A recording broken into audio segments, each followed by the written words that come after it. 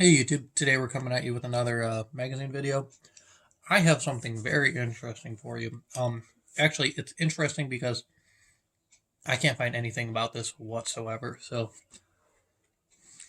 this is pretty standard Circle 2 spine mark Hungarian magazine, right? So Circle 2, pretty normal. Yeah, except it's not. Um, this is a cutaway training magazine, as best as I can tell. Um, these wouldn't be brought into the field. These are basically like schoolroom trainers. So you can see where the cuts are machined in the magazines. There's three cuts.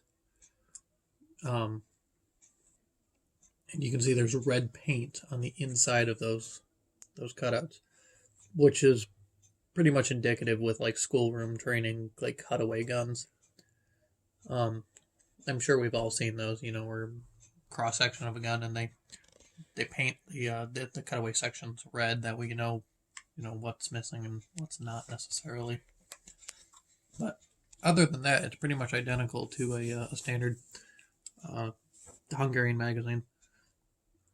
The only other big difference I can see on it personally is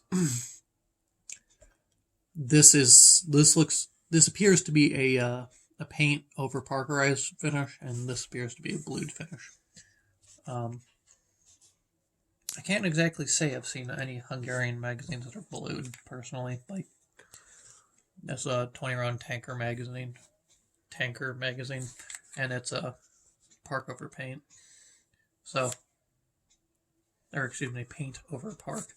Anyway, uh, standard follower. I'm not gonna unload these magazines to show that. Um, Standard flat uh release buttons, as we're used to. This one's slightly different profile. I don't know what's going on with that. Um,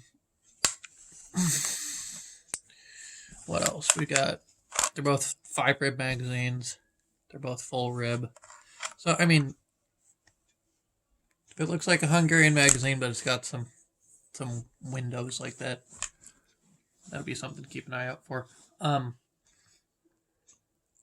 if you want to identify, if you want to know what makes a Hungarian magazine, or how to tell that it's a Hungarian magazine, I've got a video on that.